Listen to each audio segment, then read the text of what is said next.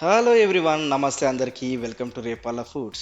Chicken chicken chicken chicken పేరింటనే నోరూరుతుంది కదా.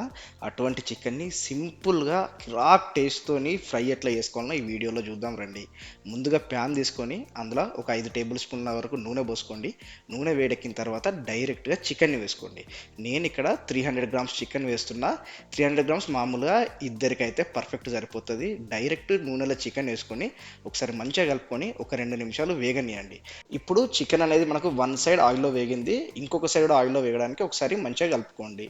ఇట్లా 5 నిమిషాలకు ఒకసారి ఒక 10 నిమిషాల పాటు చికెన్ని మంచిగా వేగనియండి. 10 నిమిషాల్లో చికెన్ అనేది ఇట్లా గోల్డెన్ రంగులోకి వచ్చి బాగా వేగిపోతుంది. ఇప్పుడు ఇందులో కొంచెం కరివేపాకు, పావు టేబుల్ స్పూన్ అంత పసుపు, అలాగే ఒక అర టేబుల్ స్పూన్ అంతా అల్లం వెల్లుల్లి పేస్ట్ వేసుకోండి. అల్లం వెల్లుల్లి పేస్ట్ ఎప్పుడైనా సరే ఇంట్లో పట్టుకున్నది అయితేనే టేస్ట్ అనేది చాలా బాగుంటుంది.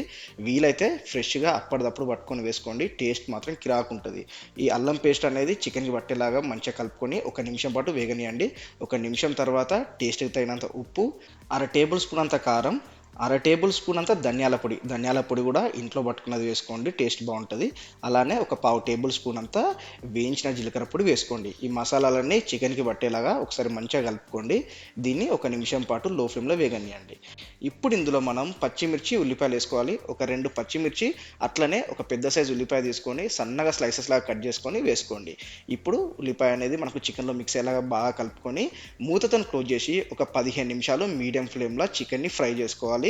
మనకు ప్రతి 5 నిమిషాలకు ఒకసారి మూత తీసుకొని కలుపుకోండి. అలా అయితేనే చికెన్ అనేది కింద మాడకుండా ఉంటుంది.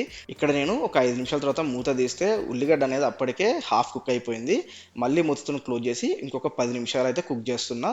నేను మొత్తం 15 నిమిషాల్లో అయ్యేసరికి మూత తీస్తే చికెన్ అనేది ఇట్లా కిరాక్ ఫ్రై అయిపోయింది. ఉల్లిగడ్డ కూడా చూసిలా మొత్తం ఫ్రై లాగా అయిపోయింది. మనకు చికెన్ కూడా సూపర్ ఉడికిపోయింది. బయట క్రిస్పీగా అయితే ఆల్రెడీ అయిపోయింది.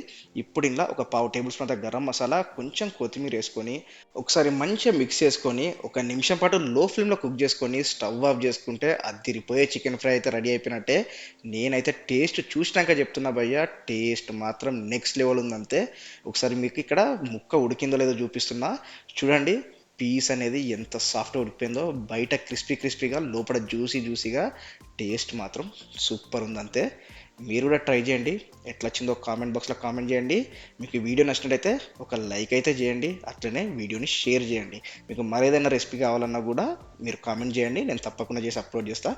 ప్లీజ్ ఛానల్ని మాత్రం సబ్స్క్రైబ్ చేసుకోండి.